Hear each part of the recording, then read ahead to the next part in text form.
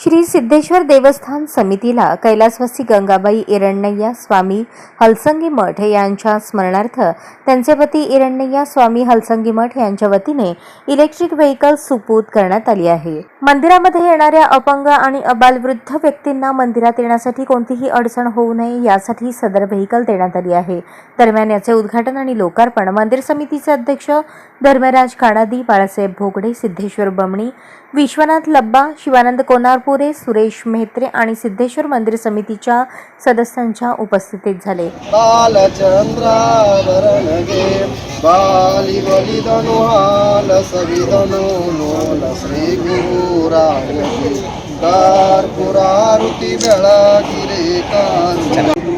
चंदनाची ओटी कुमकुम केशरा विवेकटम शोभतो तेना पुरे चरणे गागर्या जय देव जय मंगल।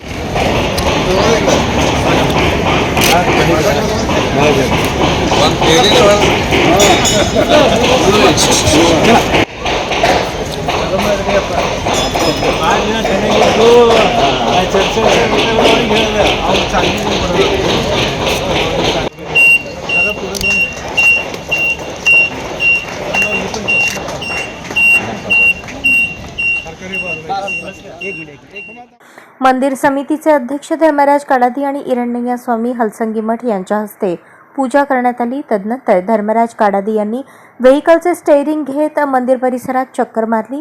यावेळी धर्मराज काडादी यांनी याबाबत अधिक माहिती देताना अपंग आणि अबालवृद्ध व्यक्तींना मंदिरात येण्यासाठी मदत होईल असे सांगितले।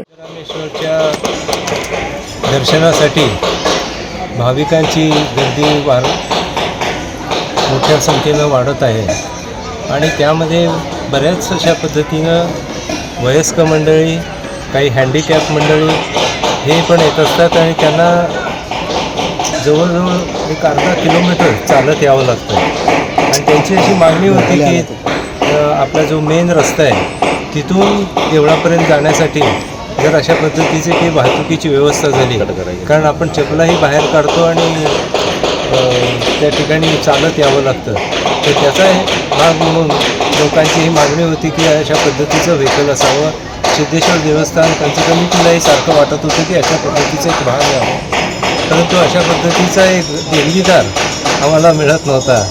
हलसिंगी स्वामी यांच्या माध्यमातून त्यांना विनंती आम्ही केली की अशा पद्धतीची एक सोय आपल्याला, जे काही पॅरालिटिक झालेले आहेत, जे काही चालू शकत नाही, जे वयोवृद्ध आहेत, तशा लोकांसाठी आपल्याला अशा पद्धतीचं एक गाडीची व्यवस्था, इलेक्ट्रिक गाडीची व्यवस्था करायची आहे। त्यांनी कुठल्याही मागं पुढं न बघता अशा पद्धतीची गाडी देण्याची तयारी दाखवली आणि आज या जत्रेच्या निमित्तानं त्यांच्या पत्नी गंगाबाई यांच्या स्मरणार्थ ही गाडी देवस्थानला त्यांनी देणगी स्वरूपात दिली आहे। मला नक्की विश्वास आहे की जे शारीरिकदृष्ट्या सफर आहेत, वयोवृद्ध आहेत, त्यांना या गाडीच्या माध्यमातून नक्की सोय होईल।